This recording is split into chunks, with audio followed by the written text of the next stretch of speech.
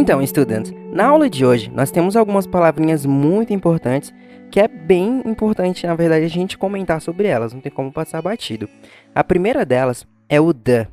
Essa palavra the tem a tradução de o, as, os, as. Como assim? Vamos supor que eu quero falar o cachorro. O cachorro ficaria the dog. A garota, a menina, the girl. Os garotos, os meninos, seria the boys. E se fosse, por exemplo, as meninas, ficaria the girls. Então, só essa palavrinha aqui tem essa tradução de o, a, os, as, tá bom? Aqui também a gente vai ter at. At tem a tradução de em. Então, por exemplo, eu estudo em casa. Ficaria I study at home. I study at home. Eu estudo em casa. A gente também tem outras duas palavras que é bem importante a gente citar, que a primeira delas é guitar. Guitar. Guitar é um falso cognato. Por quê? Quando a gente olha para essa palavrinha, guitar, parece guitarra, mas lembre-se que não é guitarra. Guitar é violão, que nem cup. Cup parece copo, mas na verdade é xícara. Aqui parece guitarra, mas não é guitarra, é violão. E também lembrar que teacher, teacher tem uma tradução tanto de professor quanto professora, tá bom? Teacher, não, meio que não tem gênero, ok? Agora, na página 13, leia depois de mim. English structure. I study at school.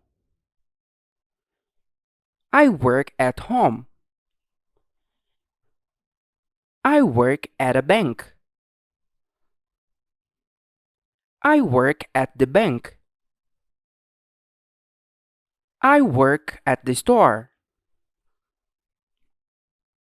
I play volleyball. I play the violin. Do you play the guitar? Do you play basketball? Don't you work at home? Very good, students. Agora mais uma vez, eu falo em inglês e você fala em inglês. I study at school. I work at home. I work at a bank. I work at the bank.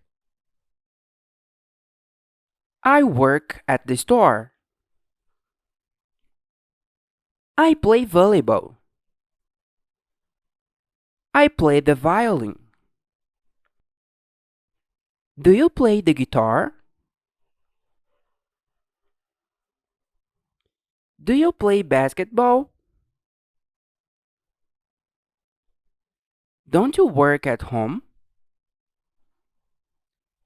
Muito bom, aluno! Agora eu vou falar em português e você fala em inglês. Eu estudo na escola. Eu trabalho em casa. Eu trabalho em um banco. Eu trabalho no banco. Eu trabalho na loja. Eu jogo vôlei. Eu toco violino. Você toca violão? Você joga basquete? Você não trabalha em casa? Muito bom, aluno! Agora uma última vez para fixar. Eu falo em português e você fala em inglês. Eu estudo na escola. Eu trabalho em casa. Eu trabalho em um banco. Eu trabalho no banco. Eu trabalho na loja. Eu jogo vôlei. Eu toco violino. Você toca violão? Você joga basquete? Você não trabalha em casa? Very good, student. Agora, mais uma vez, vamos te dar pequenas explicações sobre o que nós estamos estudando no English Structure de hoje. Começando com a parte gramatical da nossa aula de hoje, nós temos o at the. At the tem uma tradução de no ou na. Então, se eu quero falar, eu trabalho na loja, ficaria I work at the store. I work at the store. Eu trabalho na loja. Se eu quero falar, eu jogo no parque ou eu brinco no parque, seria I play at the park. I play at the park. Eu brinco no parque. Interessante também que nós vimos, por exemplo, I play at a park. Se você vê no caso I play at a park, ficaria com a tradução de eu brinco em um parque ou eu jogo em um parque, ok? Então, at the vai ser no ou na. Se você vê at a, vai ser em um, que no caso é quase a mesma coisa, né? I play at a park, eu brinco em um parque. I play at the park, eu brinco no parque. Então aqui, estudantes, para quase todos os lugares, você vai utilizar at the com significado com a tradução de no ou na. Exceto dois lugares. Existem dois lugares no qual você não pode usar at the, que no caso é casa e escola. Esses dois lugares você não pode usar at the. Você não pode falar I study at the home, por exemplo. Tá errado. Ou you work at the school. Também ficaria errado. A gente não usa at the nesses dois lugares. Nesses dois lugares você vai usar somente at para dizer que faz alguma coisa em casa ou na escola. Então, por exemplo, eu estudo em casa. I study at home.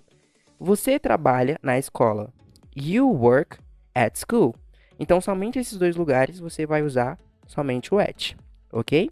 Agora, outro ponto importante é para quando você quer dizer que vai tocar algum instrumento. Por exemplo, o verbo to play, ele tem três traduções, certo? Brincar, jogar e tocar. Você usa normal, por exemplo, eu brinco com meu pai.